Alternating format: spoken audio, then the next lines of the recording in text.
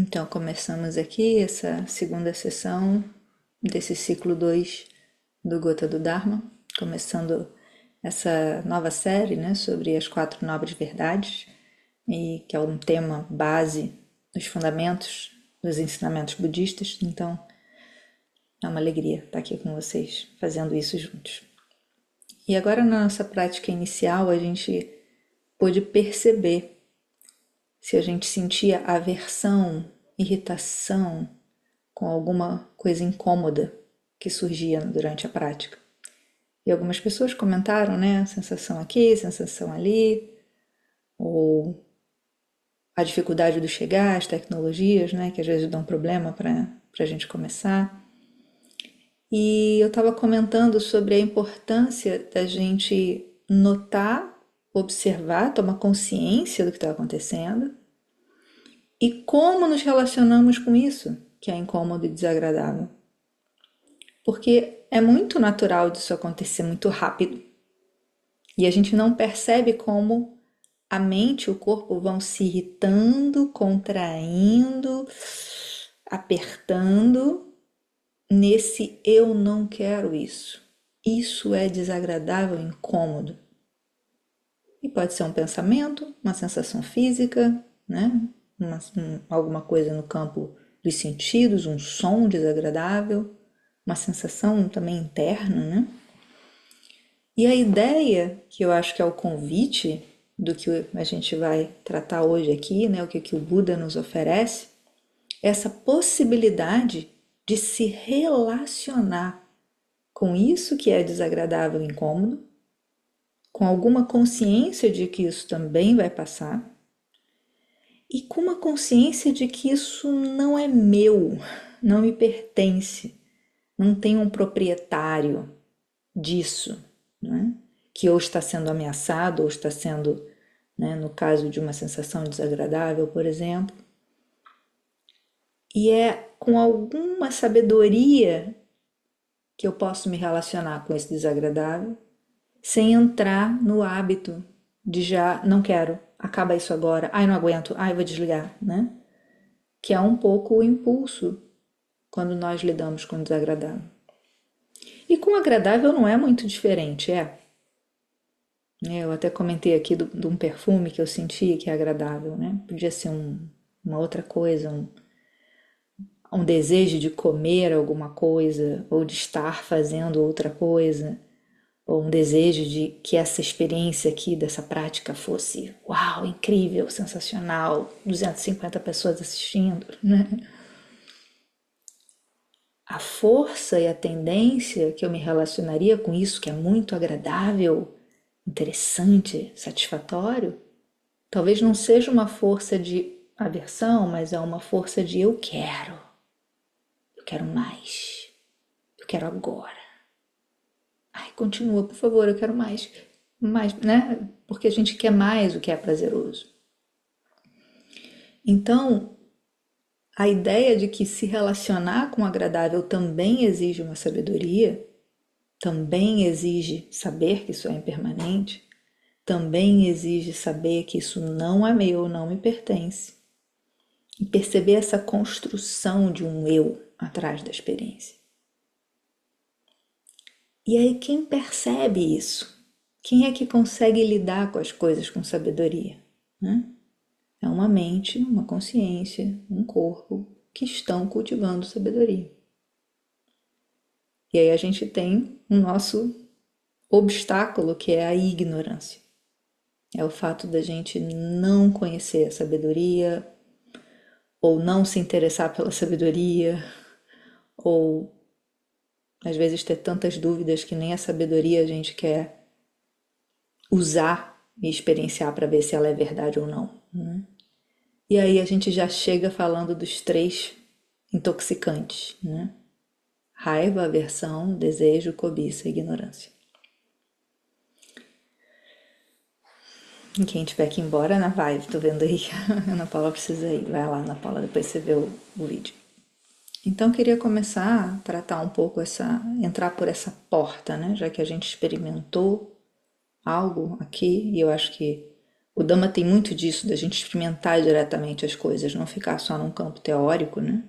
A gente viu aí como é ter uma dorzinha na coluna e sentir esse, ai, quero que acabe logo.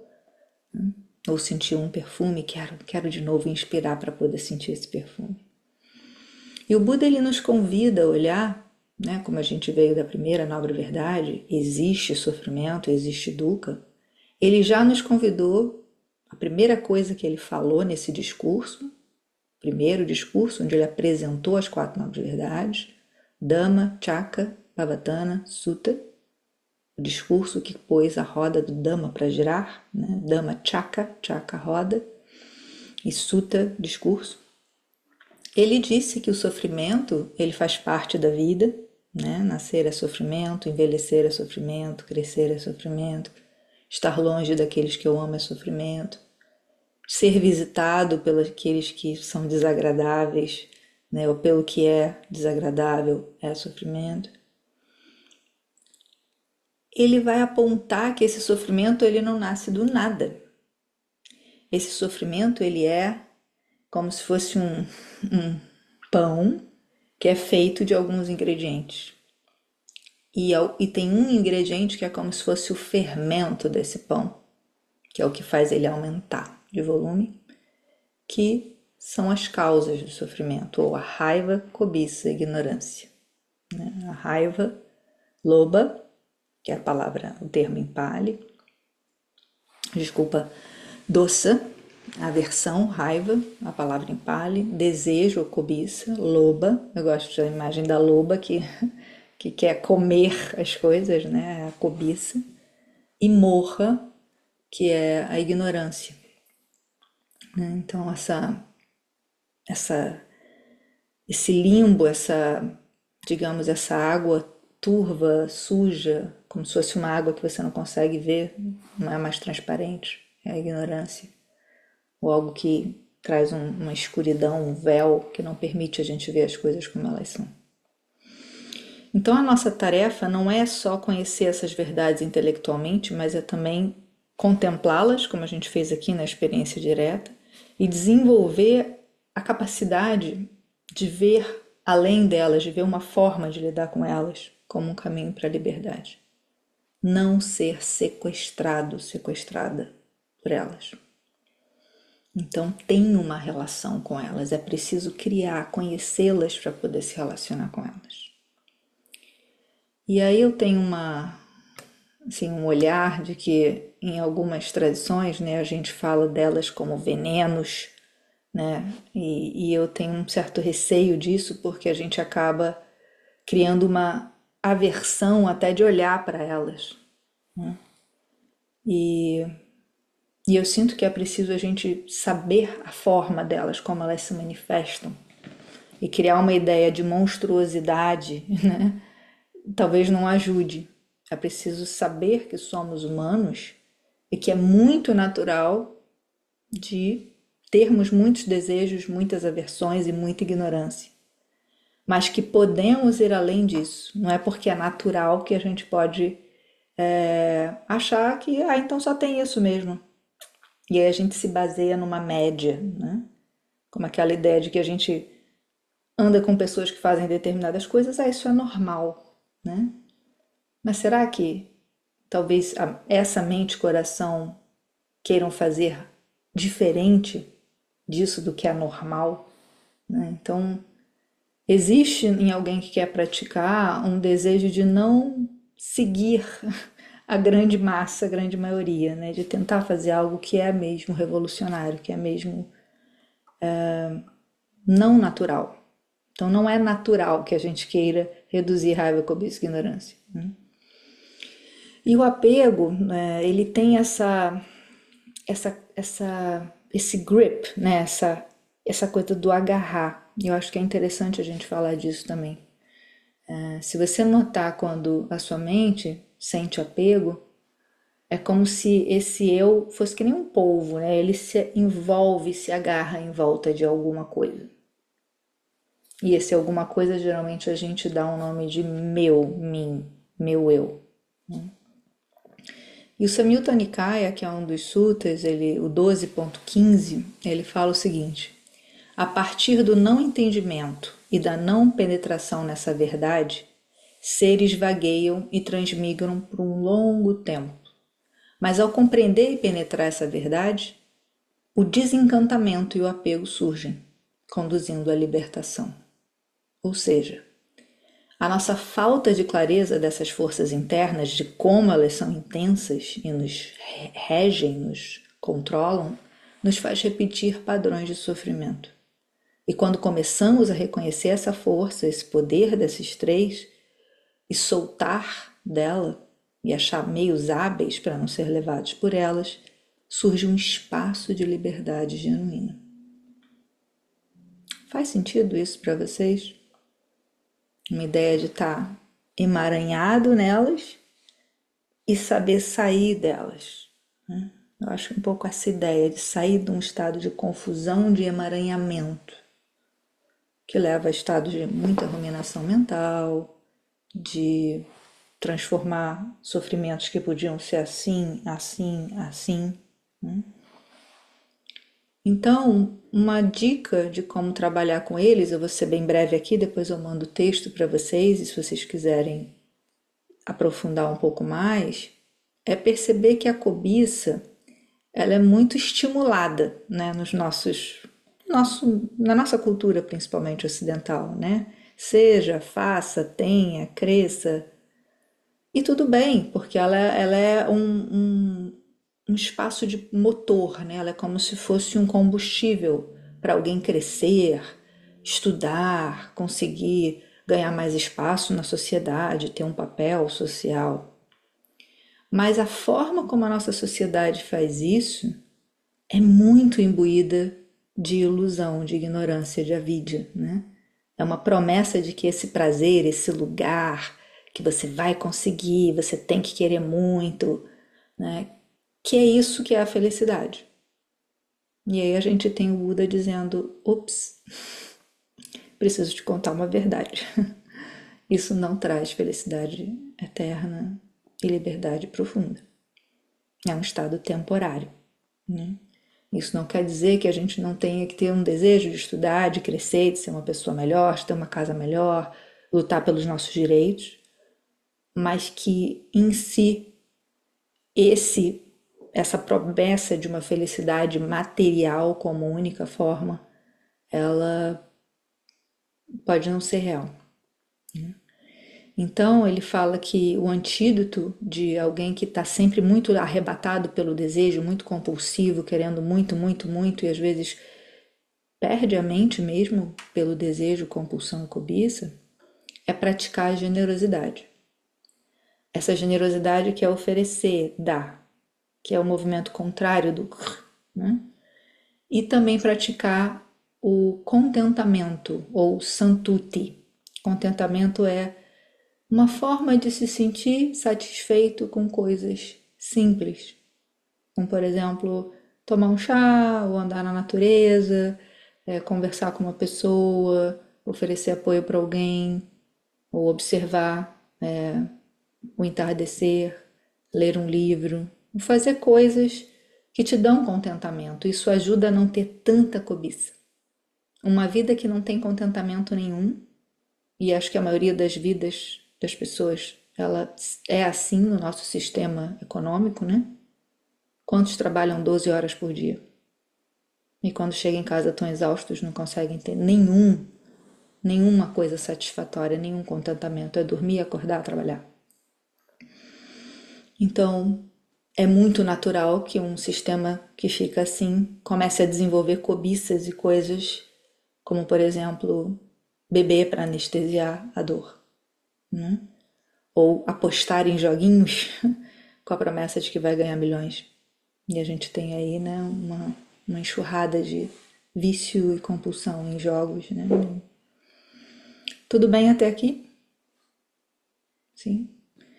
E aí a gente tem a aversão doça como a raiva e a rejeição às experiências, né? No sentido de uma frustração quando algo não é como eu quero, quando a realidade não é conforme o meu desejo. E tem uma fala interessante do Sêneca, né, dos estoicos, que ele falava que a raiva distorce a percepção e nos afasta da razão. Muito parecido com a fala do Buda, né? A raiva ela é como se fosse uma panela de água fervente, e quando aquelas bolhas estão explodindo na superfície, eu não vejo profundamente, não vejo o fundo da panela. A raiva ela deixa a gente cego. E essa raiva, aversão, ela pode fazer-nos agir de maneira inábil e quebrar os preceitos, né? Preceitos éticos, preceitos de cuidar da vida, preceitos de tirar o que não nos pertence, né? Falar mentiras, falar rude. Então, o cultivo da paciência e da bondade amorosa podem ajudar a lidar com a aversão. Alguém que é muito irritativo, muito aversivo, pode praticar a paciência de várias formas, né? Eu sugiro brincar com crianças. É a forma como eu gosto de treinar minha paciência. Fica 2 horas com as crianças e nota como elas funcionam. Aprende com elas. Deixa uma criança repetir 5 vezes a pergunta e responde as 5 vezes, né? E a bondade amorosa, né? Isso pode ser desenvolvido entre pessoas, com animais, também com pessoas que são mais vulneráveis. Como seria você praticar a bondade amorosa várias vezes ao dia? Então, uma pessoa mais aversiva talvez precise muito de bondade amorosa. Praticar meta, praticar voluntariado, cuidar de alguém. Isso não é fácil, né? Não vai acontecer uma mágica, mas vai se cultivar algo que é oposto à energia da irritabilidade. E vai se trazer uma doçura no coração, né? Talvez essas boas memórias de ter relações afetivas ajude a diminuir essa raiva. E a ignorância morra, a ilusão e a confusão. A ignorância ela nos mantém presos a alguns padrões, porque a gente não está enxergando a natureza das coisas. E como dizia o Sócrates, o verdadeiro sábio é aquele que reconhece a sua ignorância. Então a gente primeiro precisa notar quanto eu sou ignorante, quanto eu não estou vendo. Ah, mas os outros também veem pior. Olha aquele presidente ali daquele país, é um ignorante. Sim, eu concordo. Mas olhar para a nossa também, né? O quanto eu também já fui ignorante. Será que eu já fui ignorante como essas outras pessoas que eu vejo sendo ignorantes? Aonde eu ainda tenho algo que não consegue ver dentro e fora. Então, o antídoto seria desenvolver panya, sabedoria, desenvolver a capacidade de observar diretamente, de questionar. Fazer pergunta é a arte da filosofia, né? E o Buda, eu acho que para mim um filósofo também, nos ensinou a fazer perguntas. Os sutras todos têm perguntas, se você olhar, né? Mas por que pensas assim? Ó, bico, né? Ele falava para os monges, ou para alguém que discordava dele. Ele fazia perguntas. Então a meditação e o estudo ajudam a desenvolver essa sabedoria. E quanto mais a gente treina a sabedoria, é como se fosse uma massa de modelar, né? A nossa mente vai ficando mais hábil de usar essa massa de modelar da sabedoria.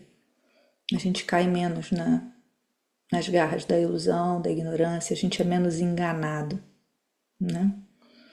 Então eu queria propor uma prática da gente fazer aqui na sala grande mesmo, que seria a gente pausar um pouquinho em companhia e deixar que essas palavras, isso que foi oferecido sobre cobiça, raiva e ignorância, apenas ache um lugar aí dentro. No final a gente vai ter a parte das perguntas.